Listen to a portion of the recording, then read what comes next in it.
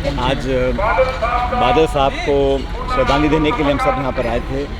और स्वर्गीय प्रकाश सिंह बादल साहब राजनीति में अपनी एक बहुत बड़ी छाप छोड़ कर गए हैं और मैं मानता हूँ कि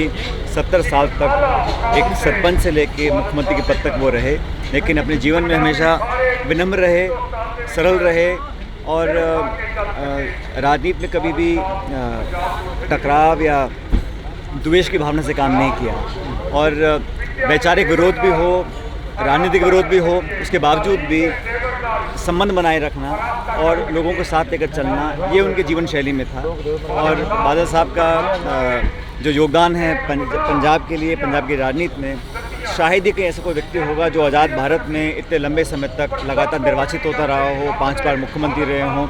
और अपने अंतिम सांस तक वो राजनीति के लिए, पंजाब के लिए, पंथ के लिए समर्पित रहे। और हम सब अलग अलग दलों से हों, लेकिन उनका जो काम करने का तरीका था, जिस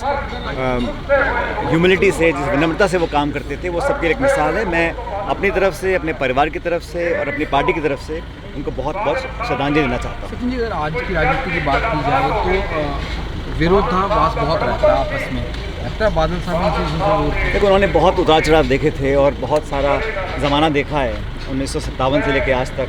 तो उनका बहुत अनुभव था। लेकिन ये बात सच है कि राजनीति में जो टकराव और जो द्वेष की भावना आती है और जो आपस में जो संवाद की कमी है,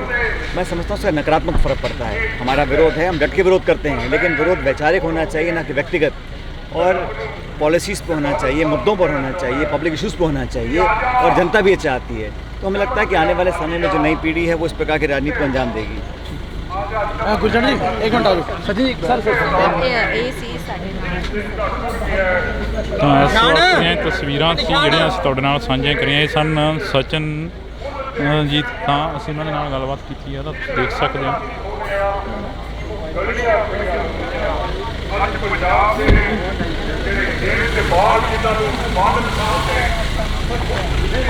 ਦੁਨੀਆ ਦੇ ਕੰਮ ਦੇ ਮਿਸਾਲ ਜਿਹਨੇ